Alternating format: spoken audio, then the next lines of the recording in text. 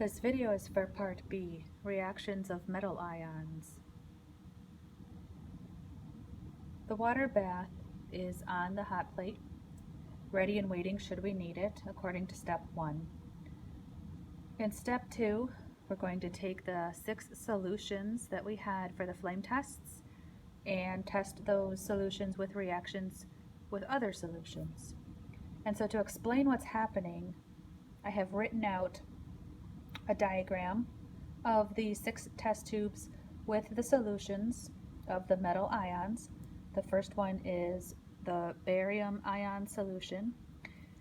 What's actually in this liquid is barium 2+ cations, which makes sense since barium is in group 2 on the periodic table, and it also has 2 chloride anions in the solution as well.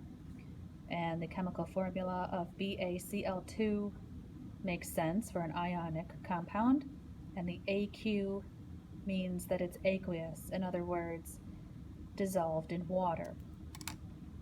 And so when you take barium chloride and dissolve it in water, you get a solution that's clear and colorless.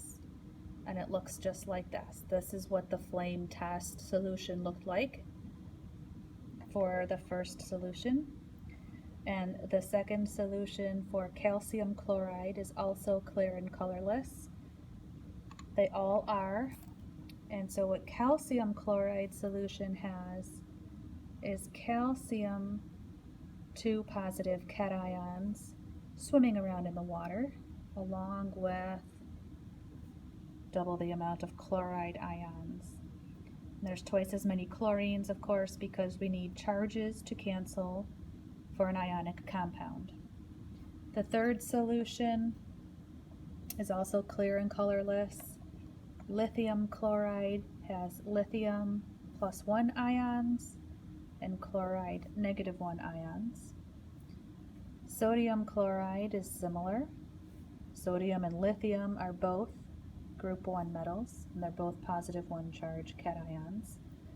All of these solutions are clear and colorless. So potassium chloride is potassium +1, chloride -1.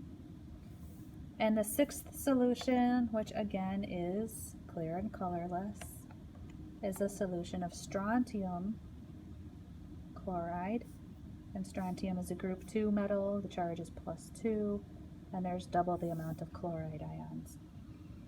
So you can see that the chloride anion was the same for all 6 solutions.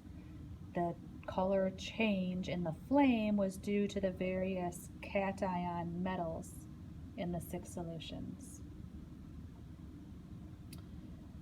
Now for part B, step 2, we're supposed to add 5 drops of ammonium carbonate to each of these 6 test tubes. So I've got that here. This is also a clear and colorless solution.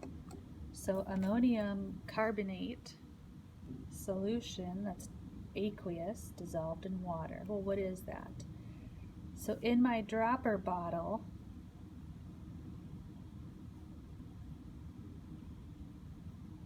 ammonium carbonate. Ammonium is NH4 with a positive charge.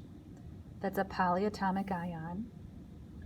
Carbonate is CO3, 2 negative, also a polyatomic ion. And there's another ammonium ion in this solution. There's a 2-to-1 ratio because charges have to cancel. And so the chemical formula for ammonium carbonate is NH4 in parentheses with a subscript 2 and a carbonate, just plain, so that the +1 charge and the -2 charge cancel, and that's why we put this subscript 2 in the formula. Okay, so what happens now when we mix clear and colorless solutions? We're looking for the formation of a precipitate, which means that the solution might turn white or cloudy or look like it has little crystals forming in it.